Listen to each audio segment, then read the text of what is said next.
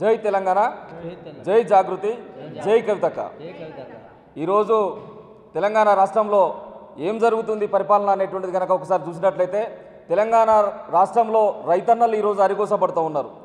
తెలంగాణ రాష్ట్రంలో వ్యవసాయం అనేటువంటి సమృద్ధిగా జరగాలని చెప్పేసి 10 సంవత్సరాలు కేసీఆర్ గారి పాలనలో ఎక్కడ కూడా యూరియా అనేటువంటిది కొరత లేకుండా రైతన్నలకు సమగ్రంగా వాళ్ళకు నాణ్యమైనటువంటి విత్తనాలు అందిస్తూ నాణ్యమైనటువంటి యూరియాను కూడా ఎరువులను కూడా అందిస్తూ ఆ రోజున సుభిక్షమైనటువంటి పరిపాలన సాగించినటువంటి సర్కార్ ఆ రోజు ఉన్నటువంటి బీఆర్ఎస్ సర్కార్, కేసీఆర్ గారి సర్కార్.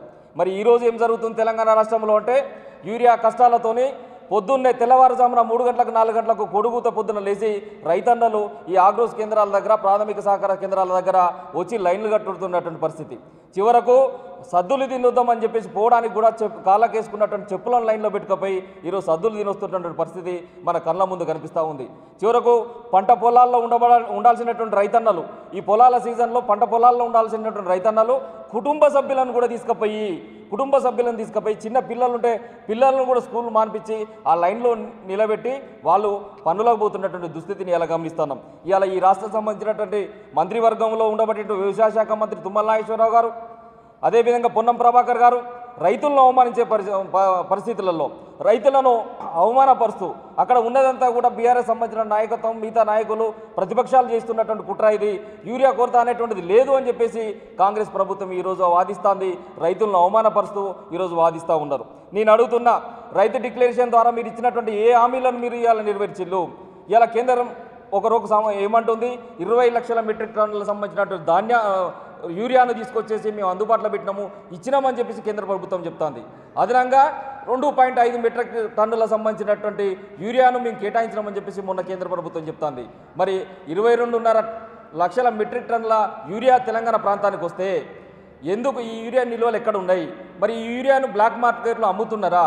ఇది పక్కదారి పడుతున్నదా? మీరు సమాధానం చెప్పాలి రాష్ట్ర ముఖ్యమంత్రి గారు అని చెప్పేసి ఈ సందర్భాన్ని నేను తెలియజేస్తాను. మరి ఒకవైపు తెలంగాణలో కనుక సాగు విస్తీర్ణం కనుక చూసుకున్నట్లయితే తెలంగాణ సాగు విస్తీర్ణం అనేటువంటిది గత ఏడాది 66.57% ఎకరాలకు సాగు విస్తీర్ణం ఉంటే ఈ సంవత్సరం 20.58 సంబంధించినటువంటి లక్షల ఎకరాల మాత్రమే సాగు అనేటువంటి జరుగుతుంది. పోయిన ఏడాదికి ఈ ఏడాదికి సాగు విస్తీర్ణం అనేటువంటి తగ్గిపోయిన తర్వాత యూరియా కొరత ఎందుకు వస్తుందో ఇలా ఈ రాష్ట్ర ప్రభుత్వం సమాధానం చెప్పాల్సినటువంటి అవసరం ఉన్నది.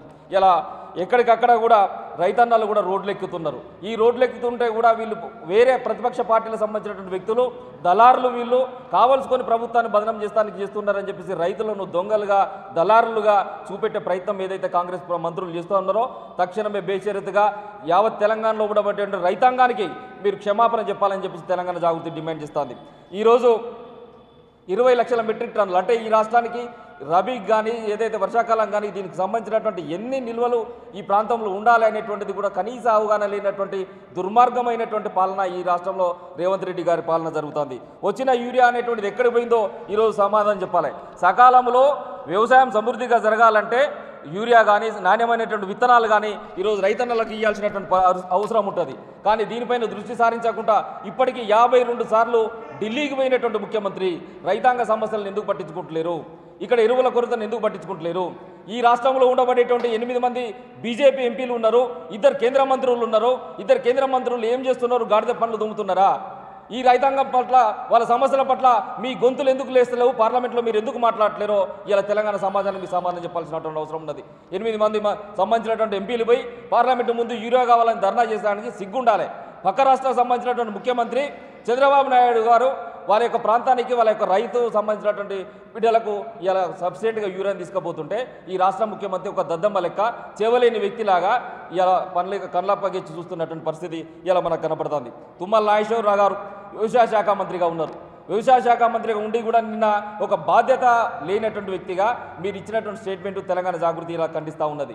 ఇదే ఖమ్మం జిల్లాలో పోయిన ఏడాది 3 లక్షల మెట్రిక్ టన్నులకు సంబంధించినటువంటి యూరియాను వాడకంలో ఉంటే ఈరోజు సాగు విస్తీర్ణం నీ జిల్లాలోనే తగ్గింది. నీ జిల్లాలో సాగు విస్తీర్ణం తగ్గిపోయిన తర్వాత కూడా యూరియా నిల్వలు ఎందుకు తక్కువ అయినాయి అనేటువంటి దానికి తుమ్మల నాగేశ్వరరావు గారు మీరు సమాధానం చెప్పగలుగుతారా?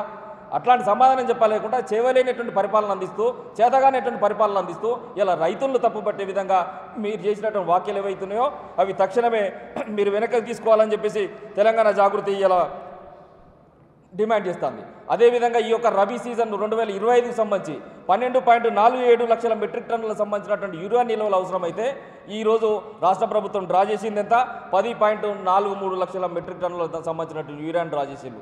మరి మిగతా యూరియా నిల్వలు ఉన్నాయని అంటున్నారు, కేంద్ర ప్రభుత్వం ఇచ్చిందని అంటున్నారు. కేంద్ర ప్రభుత్వం ఇచ్చినట్లయితే ఈ నిల్వలు ఎక్కడా?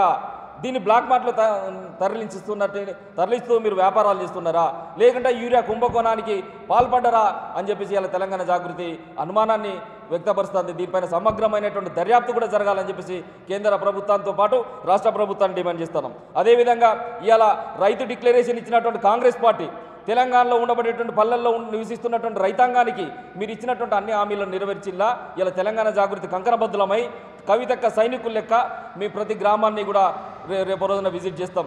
మీరు ఇచ్చినటువంటి రైతు బంధు ఎంతమందికి వచ్చింది?